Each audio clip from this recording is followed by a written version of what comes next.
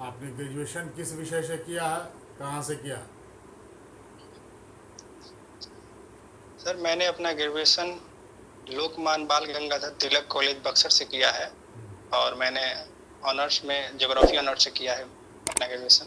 Geography से किया। आप विषय क्या लिया आपने? ऑप्शनल क्या रखा था? सर विषय labour and social welfare sir विषय लिया है। क्यों छोड़ा आपने? ज्योग्राफी बहुत अच्छा विषय था। सर क्योंकि मेरे पिताजी श्रम प्रवर्तन पदाधिकारी बिहार सरकार में कार्यरत थे, तो उनके कार्यों को जानकर मुझे काफ़ी रुचि महसूस हुआ। उनके मतलब कि काम के लेबर सोशल वेलफेयर के पढ़ने का मुझे काफ़ी एक मतलब इंटरेस्ट जगा और उनके कार्यों से मुझे प्रेरणा मिला, तो इसलिए मैंने इस सब्जेक्ट को चुना था सर। अच्छा, क्या क्या काम होता है लेबर इन्फोर्समेंट ऑफिसर का? सॉरी सर, नहीं क्वेश्चन नहीं समझ पाया। लेबर इन्फोर्समेंट ऑफिसर का क्या काम होता है? सर श्रमिकों को जो भी अगर किसी नियोजक द्वारा भुगतान नहीं किया जाता है किसी पैसे का लेके, तो उनका भुगतान को लेबर जो श्रम प्रवर्तन पदाधिकारी होते हैं उनके द्वारा उनका भुगतान किया जाता है। उनको मतलब कि जो नियोजक होते हैं उनको नोटिस भेज के और उनको ये मतलब कि आग्रह किया आदेश दिया जाता है कि आप श्रमिक का भुगतान जल्द से जल्द करें, नहीं तो आप पे कार्रवाई किया जा सकता है। और कोई काम? एक ही काम थोड़ी है, बहुत सारे काम। जी सर, निरीक्षण करना है बाल श्रम से संबंधित जो भी अगर उनके एरिया में कहीं बाल श्रम कार्य करते हैं तो उन्हें मतलब कि उन्हें पकड़ के उन्हें पुनर्वास के केंद्र में उन्हें करना है, निवास करना। और बाल श्रम कहते किसको है? बाल श्रम को डिफाइन करो, बाल श्रम किसको कहते हैं? सर बाल श्रम से जो कि कोई बालक जिसका उम्र 14 वर्ष से नीचे है, उन्हें जो 14 वर्ष से नीचे हैं उनको बाल श्रम के अंतर्गत जो कार्य करते हैं बाहर, उनको बाल श्रम के अंतर्गत लिया जाता है। इसके संबंध में एक संशोधन हुआ इधर, क्या संशोधन हुआ? सर संशोधन ये हुआ है कि अभी जितने नियोजन में कार्य करने के छूट दिया गया था बाल श्रम को, अभी कोई भी नियोजन में बाल श्रमिक को काम नहीं लिया जा सकता। 14 वर्ष से नीचे चाहे कोई भी नियोजन हो उसमें काम करने का उनको छूट नहीं दिया गया। जैसे अच्छा, मान लो कि किसी के घर का ही कोई दुकान है और उसी में उसका बेटा बैठा है और वो 14 वर्ष से कम में है, तो क्या इसमें कुछ प्रावधान है इसका? सर एक बार फिर से रिपीट अगर किसी का अपना दुकान हो, दुकान या प्रतिष्ठान जी हो सर, और उसमें उसका बेटा जो 14 वर्ष से कम का है वो काम करता है, तो क्या ये अपराध होगा? नहीं सर, ये तो बाल श्रम के अंतर्गत नहीं आएगा, क्योंकि घरेलू काम और करने के लिए वो बाल श्रम के अंतर्गत नहीं आता है। ये उनके दुकान अपना निजी उनका वो है, पारिवारिक कार्य है। इसके अंतर्गत तो क्या प्रावधान है? कुछ प्रावधान है? सर प्रावधान ये है कि कहीं भी अगर सार्वजनिक जो कार्य है वहाँ पे श्रमिकों को नियोजन नहीं किया जाएगा। बाल श्रम से उन्हें कार्य नहीं लिया जा सकता है। और पारिवारिक कार्य जैसे बुजुर्ग हो गई, महिलाएं हो गई और बच्चे हो गए, अगर कोई काम करते हैं घरेलू काम, तो उनको बाल श्रम के अंतर्गत नहीं लिया जाएगा सर। इसके लिए प्रावधान सर बाल श्रम विनिमय और प्रतिषेध अधिनियम 1986 को अंतर्गत इन्हें रोका गया बाल श्रम को। अच्छा, ये जल जीवन हरियाली कार्यक्रम के बारे में सुना है? जी सर। ये क्या है? सर जल जीवन हरियाली जो कार्यक्रम है बिहार सरकार का एक बहुत महत्वाकांक्षी कार्यक्रम है। और इसमें पर्यावरण का जो स्तर है या मतलब वन का जो यहाँ पे अभी 7 पॉइंट कुछ समथिंग है, तो उसको बढ़ा के लगभग 17% करने का बिहार सरकार ने निश्चय लिया है जल जीवन हरियाली मिशन के द्वारा। और इसमें वनों को बहुत बड़े स्तर पे मतलब कि रोपण करने के लिए, वन रोपण के लिए प्रोत्साहित किया जाता है। हर सरकारी स्कूल हो गए, मतलब कि कोई इस बार क्या लक्ष्य रखा गया था? सर लक्ष्य रखा गया था कि जो कि वन का स्तर बढ़ाना है यहाँ पे। कितना लगभग लक्ष्य 17% करना है। कितना लक्ष्य रखा गया पौधे लगाने के और कितने लगाए गए वास्तव में? सॉरी सर, अभी रिकॉल नहीं कर पा रहा है। और क्या है जल जीवन हरियाली में? केवल आप पौधा बता रहे हैं, और कोई योजना है इसके अंतर्गत? इसका सर 7 निश्चय योजना के अंतर्गत लिया गया है। 7 निश्चय योजना जल जीवन हरियाली मिशन को। मैं सिर्फ जल जीवन हरियाली के बारे में पूछ रहा हूँ, इसके अंतर्गत और क्या क्या कार्यक्रम चलाया जा रहा है? सर इसके अंतर्गत बिहार पृथ्वी दिवस के 9 अगस्त को बिहार पृथ्वी दिवस मनाया गया था।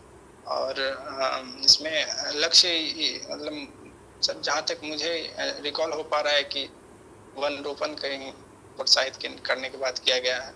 और साथ ही साथ जल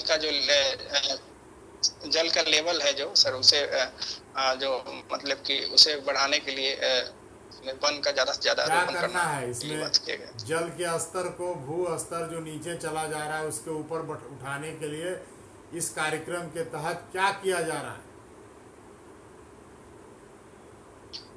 इस कार्यक्रम के तहत सर जगह जगह पे कुओं का खुदाई किया जा रहा है।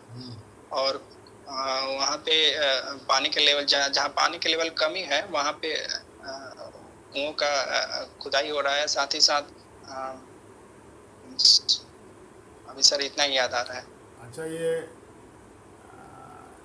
जियो सैटेलाइट नाम सुना आपने? जियो सैटेलाइट और पोलर सैटेलाइट, इन दोनों में क्या अंतर है?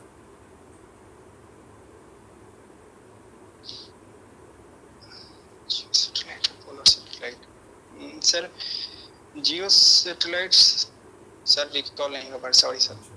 वही बात। अच्छा, ये कार्बन क्रेडिट समझते हैं? Yes sir. क्या है कार्बन क्रेडिट? सर जो देश कार्बन का ज़्यादा मतलब उत्सर्जन करते हैं उसे, जैसे कि चाइना भी सबसे प्रथम स्थान पे है कार्बन का उपयोग करने वाला।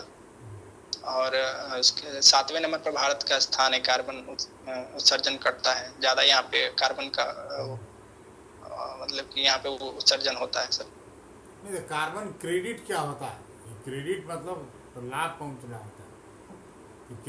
कार्बन क्रेडिट क्या है? Yes sir. Carbon credit sir वो है कि सर इसमें एक पैमाना मतलब कि मापक किया गया है हर देश को कि मतलब कि कार्बन का उत्सर्जन इतना एक निश्चित लेवल पर करना है सर। इस तरह का कुछ प्रावधान किया गया है सर। ग्रीन जीडीपी किसको कहते हैं?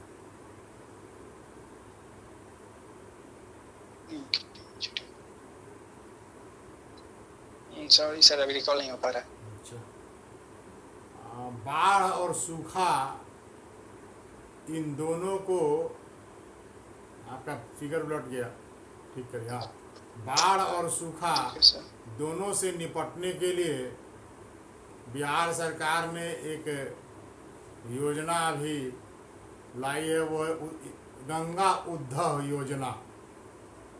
क्या है ये योजना?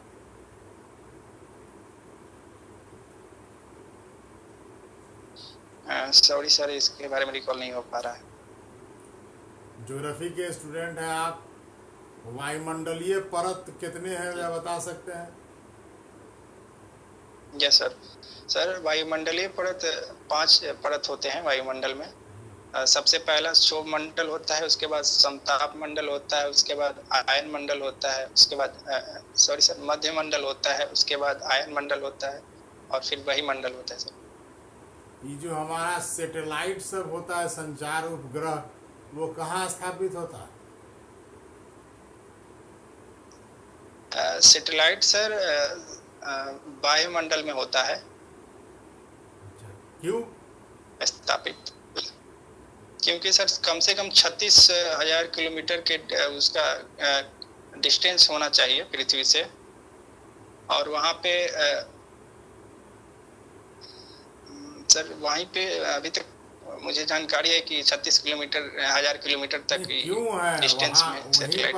वहीं पर क्यों स्थापित करेंगे, क्या कारण?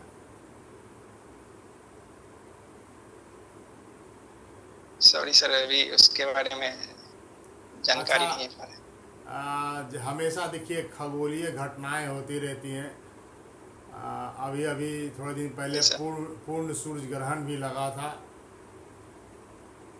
तो अगर ऐसा किसी प्रकार की खगोलीय घटनाएं होती हैं, तो बिहार में एक जगह है जहां ऑब्जर्वेटरी है, हम लोग वहां जाकर के देखते हैं खगोलीय घटना का।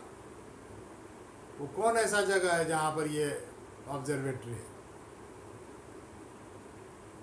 सर मौसम विभाग पटना यहाँ पे मौसम विभाग पटना अवस्थित तो है। अलग है भविष्यवाणी करने वाला। मैं उस ऑब्जर्वेटरी की बात कर रहा हूँ जहाँ से खगोलीय घटना देखी जाती है, बहुत प्राचीन काल से ही है। सर गेस कर सकते हैं क्या? हाँ, कर सकते हैं। सर तेलंगाना एक जगह है, वहीं पे ये चीज देखा जाता है, खगोलीय घटना है। तेलंगाना, हाँ सही बोला आपने। ये तेलंगाना जो है वो किधर है? सर पटना जिला में ही, पटना जिला के अंतर्गत ही आता है, लेकिन सर अभी जगह नहीं रिकॉल हो पा रहा है। अच्छा, कोई बात नहीं। आपकी हॉबी क्या है? सर मूवी देखना और फिटनेस के प्रति ध्यान रखना। अच्छा, ये मूवी कौन सा मूवी देखना पसंद करते हैं? सर सभी प्रकार का मूवी। सभी प्रकार की मूवी। कौन है आपके पसंदीदा जो जी फिल्मकार? कौन है सबसे पसंदीदा? कौन एक्टर हैं बताइए, एक्ट्रेस बताइए। सर पसंदीदा एक्टर तो अभी वर्तमान में अक्षय कुमार हैं मेरा, और मेरे फेवरेट डायरेक्टर प्रकाश झा हैं। और ये अक्षय कुमार जी की कौन फिल्म आपने लास्ट में देखी जो बहुत पसंद आई आपको? सर इसमें टॉयलेट, एक प्रेम कथा एक मूवी था, उसको देखिए। क्या कथा थी इसके टॉयलेट की? सर इसमें दिखाया गया है कि जो खुले में शौच करने जा रहे हैं, जो भी ग्रामीण क्षेत्र के महिलाएं या बुजुर्ग लोग, और चाहे तो उन्हें खुले में शौच करने के लिए मना के लिए संदेश दिए हैं और जो अभिनेता हैं, और एक समाज के कुरीतियों को तोड़ने का इसमें दिखाया गया है मूवी में। और इसमें खुले में शौच करने के विरोध में ये मूवी को बनाया गया है। सर बिहार में ऐसा कौन कौन सा जिला है जिसे पूरी तरह से खुले में शौच से मुक्त कर दिया गया?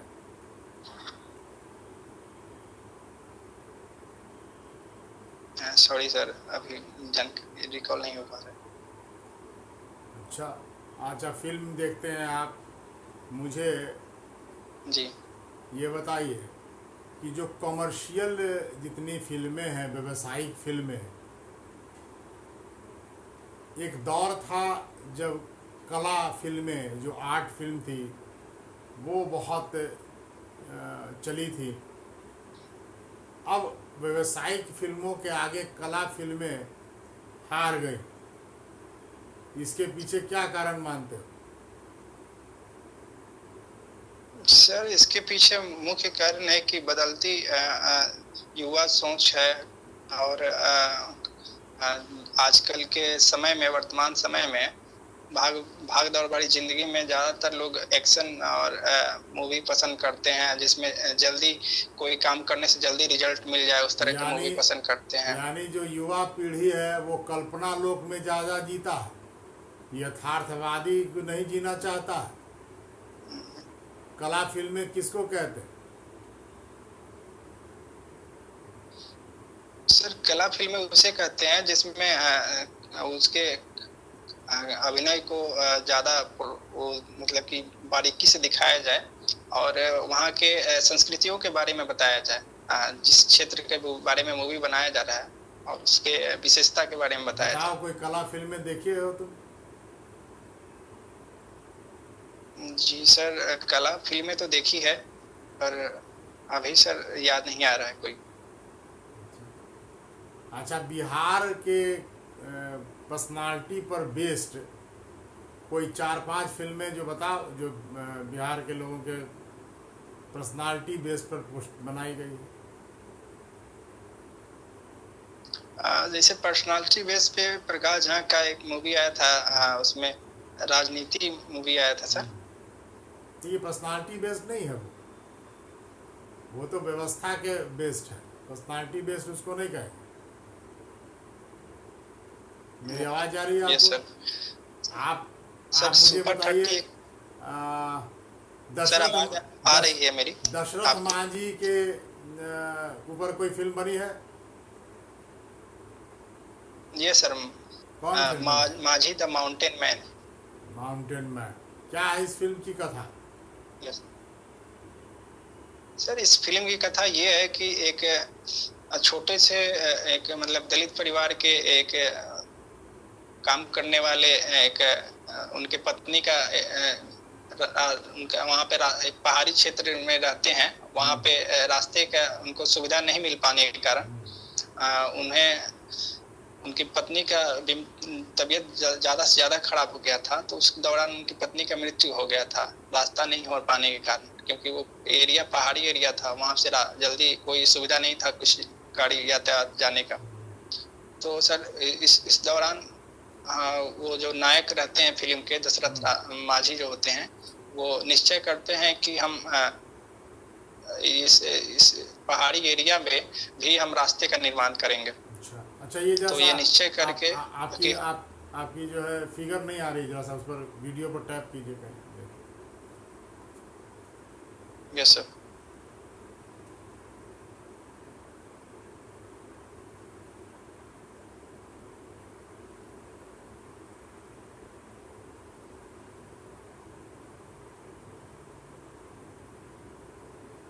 मैं दिखाई दे रहा हूँ आपको? Yes sir. आप मुझे नहीं दिख रहे हो।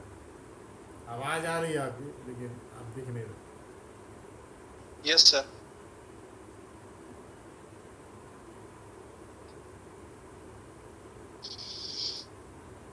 चलिए मैं पूछता हूँ, तब तक आप दिखते रहिए। एक बताइए, श्रम पे आधारित भारत में कई फिल्में बनी है। यस। जो श्रमिक के कल्याण के लिए, उसके प्रॉब्लम्स के लिए, बता सकते हैं कौन कौन सी फिल्में बनी है? Yes sir. श्रम के कल्याण के लिए सर, कल्याण के लिए सर मूवी बना है, जैसे कि सर मूवी बना है वहाँ पे अनिल कपूर का एक मूवी था सर, उसमें मूवी का नाम याद नहीं हो पा रहा है। उसमें दिखाया गया श्रम से संबंधित समस्याओं का, और उसमें वो एक नेता के रोल पे हैं श्रमिक के। और अभी तो सर और 2-3 सर पुराना मूवी में ही दिखाया जाता है श्रमिक समस्याओं को ज़्यादातर।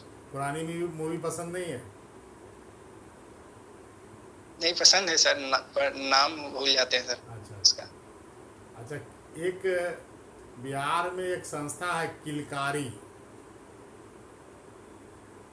Yes sir. नाम सुना है? जी सर, नाम सुना है। क्या काम करती है?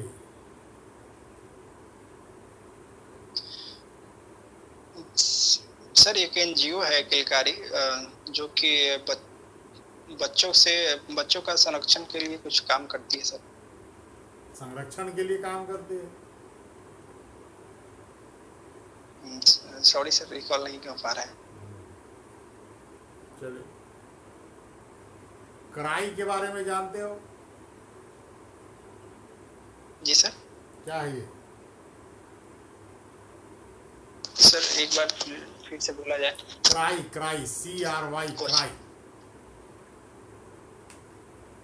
नहीं सर, सॉरी सर, नहीं इसके बारे में रिकॉल हो पा रहा है। Child care relief on you, cry नाम सुना है? Yes. किस चीज के लिए काम करती है? नहीं। अच्छा सर, थैंक यू सर। अच्छा ये बताओ, अंतर्राष्ट्रीय स्तर पर बच्चों के लिए 2 संस्थाओं का नाम बताओ। सर एक WHO है और एक यूनिसेफ है। अच्छा ठीक है, WHO तो केवल बच्चों के लिए नहीं है, सबके लिए है। बच्चों के लिए मैंने पूछा कि बच्चों के लिए 2 संस्थाएं, एक तो यूनिसेफ बताया आपने, दूसरा बताइए। सर बच्चों के लिए और दूसरा है अंतर्राष्ट्रीय श्रम संगठन भी बच्चों से संबंधित है। अंतर्राष्ट्रीय श्रम संगठन तो सब श्रमिक के बारे में ही है। ILO तो सब श्रमिकों के बारे में बात करता है, हम बच्चों के बारे में बोल रहे हैं। यूनिसेफ आपने ठीक कहा, यूनिसेफ का काम क्या जरा बताओ।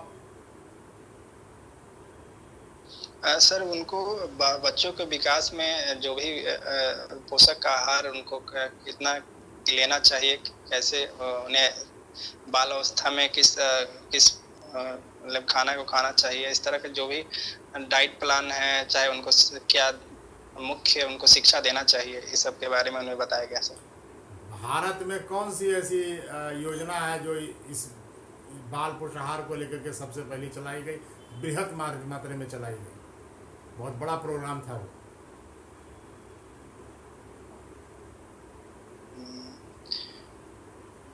सर सॉरी नहीं याद आ रहा है। ICDS का नाम सुना है?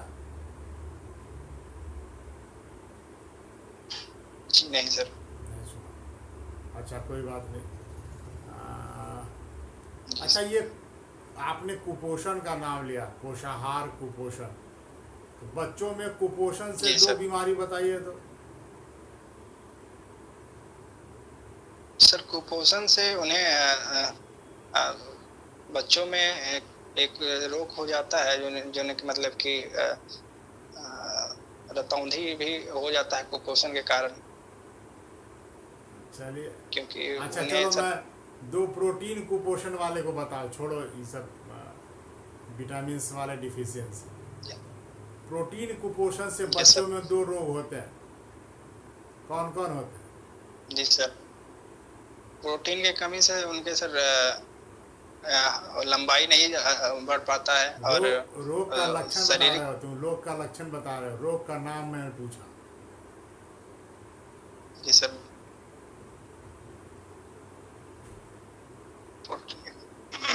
क्वार्सिक, हाँ सर सॉरी अभी रिकॉल नहीं हो पा रहा है। और दूसरा मेरास्मस। यस सर, दूसरा मेरास्मस। Yes sir. इन दोनों में अंतर क्या है, मेरास्मस और क्वाशरकोर में?